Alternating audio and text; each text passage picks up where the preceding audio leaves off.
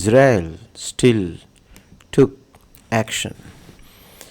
In the early morning of October 26th, when it was still dark in the Middle East, Israel launched an unprecedented missile attack on Iran. At least six violent explosions were heard in Tehran, the capital of Iran. We can see that the fire caused by the explosion is rising into sky from the video. If it, if we are not mistaken, this should also be most serious attack on Iranian capital since the end of Iran-Iraq war. Israel is also very straightforward. We are carrying out precision strike on Iran military targets, they said. According to reports, many Iranian military bases have been attacked. Looking at the pictures on the social media, it should be Israeli war room. Israeli Defense Minister Gallant is standing, and the screen shows the sky-high fire caused by explosion in Tehran. According to Israel, since October 7 last year, Iran has been ruthlessly attacking Israel on 7 fronts, including direct attacks from Iranian territory. Like all other sovereign states in the world, Israel has the right and obligation to respond. According to Israeli Prime Minister Netanyahu, this front is dominated by Hamas in Gaza, radical armed forces in West Bank in the second battle, the real Lebanon in the third battle, the fourth war, the armed war with the Houthi armed forces in Yemen, the sixth war in Syria, and the fierce battle between radical armed forces in Iraq and Iran. Israel and Iran have been fighting proxy war, but they have been coming to force recently. On October 1st, in retaliation for Israel, Israel assassinated Hamas leader Haniya in Israel and killed Hezbollah leader Nasrallah in Lebanon. Iran's 200 missiles attacked Israel, which was great humiliation that Israel had never experienced before. How could Israel swallow this bitter breath now that Israel has taken action? Iran is naturally not a good person. Iran has previously warned Israel not to attack or act rashly against Iran. Iranian officials also warned that if Israel causes serious damage, Iran will retaliate and may launch 1,000 ballistic missiles. For the sake of caution, the Israeli army also announced that our defense and offensive capabilities have been fully mobilized. The US military has also entered Israeli and transported THAAD anti-missile system. No matter how you look at it, the troublesome Middle East affairs are not over yet.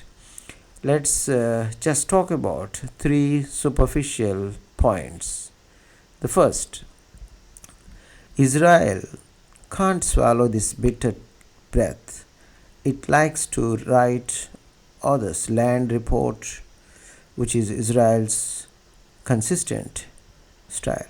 So no matter how Iran wants, no matter how the international community will dissuade, Israel will definitely retaliate. If it doesn't retaliate, how can Israel survive in the Middle East? How can it deter Hamas, Hezbollah, and Houthi armed forces?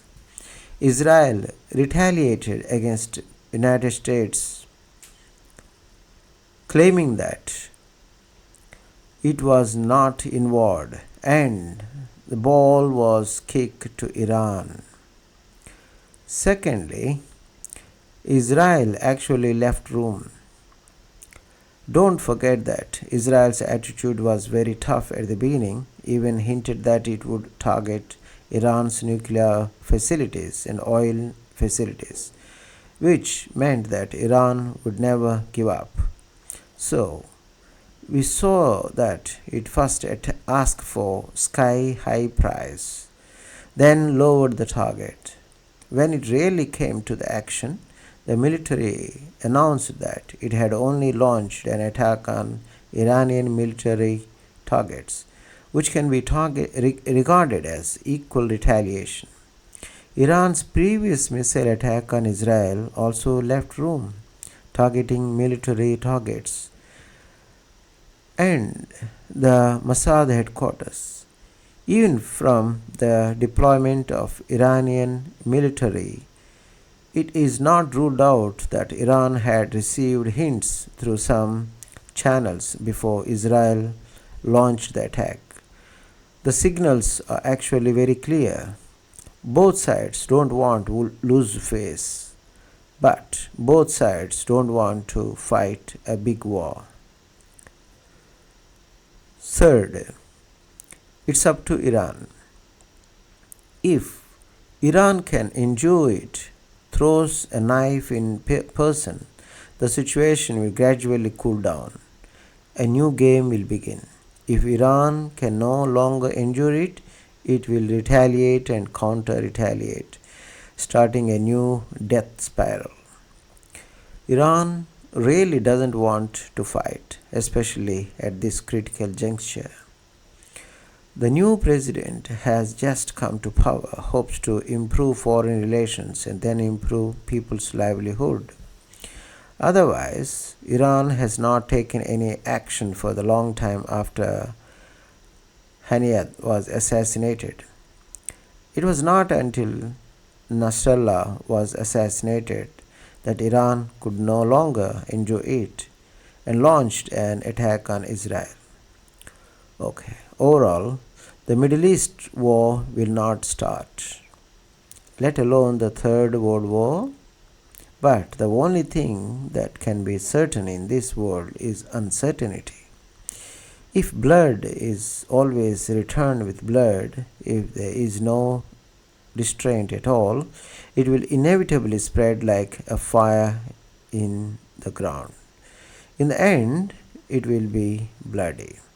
Finally, I have to say that Iranian Foreign Minister previously announced that all neighboring countries have influenced Iran and promised not to allow Israel and the United States to use their territory, airspace to target Iran.